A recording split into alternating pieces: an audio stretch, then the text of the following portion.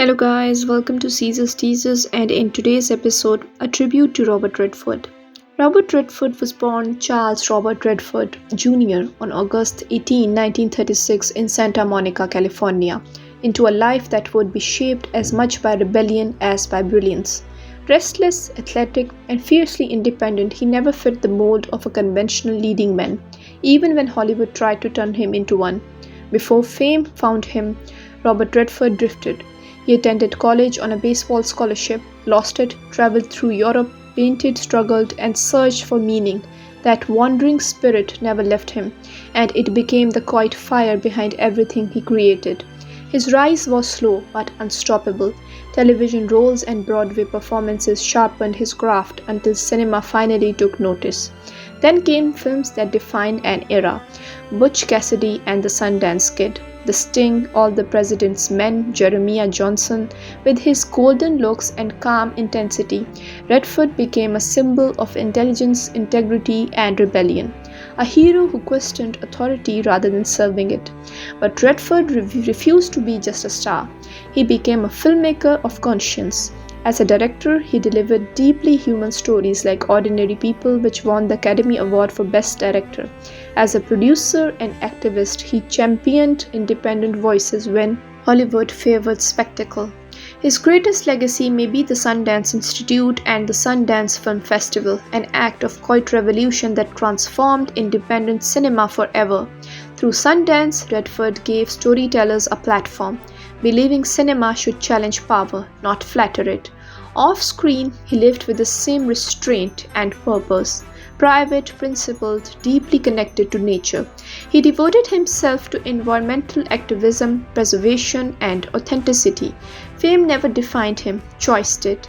Robert Redford was not just a movie star. He was a thinker, a builder, a dissenter, a man who walked away from the easy glory to create something lasting. And in doing so, he became timeless. Robert Redford lived much of his life away from Hollywood's noise. Despite global fame, he chose privacy, nature, and purpose over celebrity excess. He married historian Lola Van Wegingen in 1958, and together they had 4 children. Their life was marked by deep joy and devastating loss. Their first son, Scott, died in infancy, a tragedy that quietly shaped Redford's lifelong seriousness and empathy. Family hardships followed. His son James later battled and survived 2 liver transplants, an experience that led Redford to become a more strong advocate for organ donation and medical awareness. These personal struggles grounded him, keeping him distant from glamour and deeply connected to real human pain. After divorcing Van Wegingen in 1985, he remained intensely private. He later married longtime partner Sybil Zezekers in 2009. Throughout his life, he avoided interviews, shunned fame, and built his own world around nature, art, and independence, mostly notably in Utah, where he found peace far from Hollywood. Tributes and Legacy: How the World Honors Robert Redford. He received an Academy Honorary Award for transforming independent filmmaking in the United States. Filmmakers repeatedly credit him with changing the power structure of Hollywood, giving voice to artists who would otherwise never be heard. Through the Sundance Institute and Sundance Film Festival, Redford launched the careers of countless filmmakers, redefining global cinema. Actors and directors have described him as the conscience of American film, a rare figure who used fame to protect art, not exploit it. Robert Redford's legacy is not built on box office numbers alone. It is built on integrity, restraint, and vision. He proved that a man could be handsome and principled, famous and private, powerful and selfless. He didn't just act in history, he shaped it. Unknown facts about Robert Redford you didn't know. He was once considered a failure. Painting was his first true love. Hollywood didn't trust his intelligence. Before fame, he used to be dismissed as unfocused or undisciplined. He lost his college baseball scholarship due to drinking and drifting, an early collapse that later fueled his empathy for outsiders and rebels. Acting was not his original dream. Redford trained seriously as a painter. Early studios believed he was too pretty to be taken seriously. He turned down enormous fame deliberately.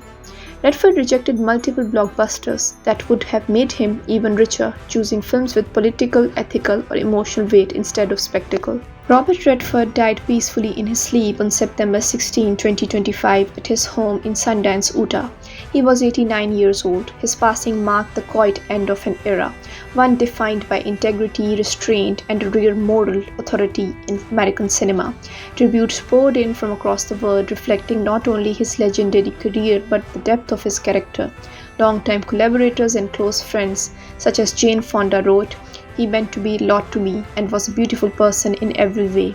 He stood for America that we have to keep fighting for." Meryl Streep, his Out of Africa co-star, called him one of the lions, adding, "Rest in peace, my lovely friend." Barbara Streisand, who starred opposite him in The Way We Were, released a heartfelt statement describing Redford as charismatic, intelligent, intense, always interesting, and one of the finest actors ever. Dustin Hoffman, his co-star in All the President's Men, remembered him working with him as one of the greatest experiences of my life, adding simply, "I'll miss him." Journalist Bob Woodward, whom Redford famously portrayed, describing him as a close friend and a principled force for good, underscoring how deeply Redford's influence extended beyond film and into public life.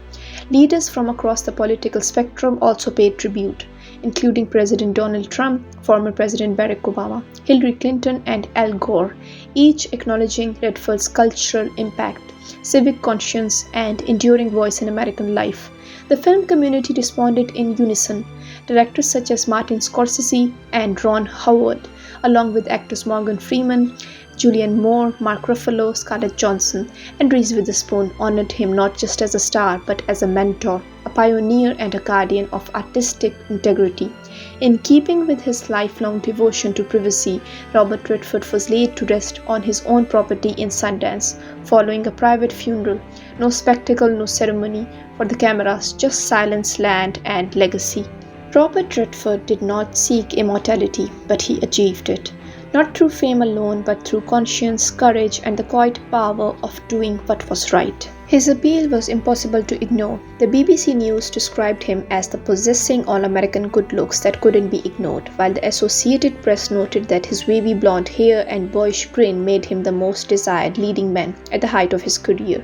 In a 1974 interview, Robert Redford himself dismissed the entire image, calling glamour a real handicap, and adding bluntly that it is crap. Don't forget to watch more amazing tributes only on Caesar Teasers.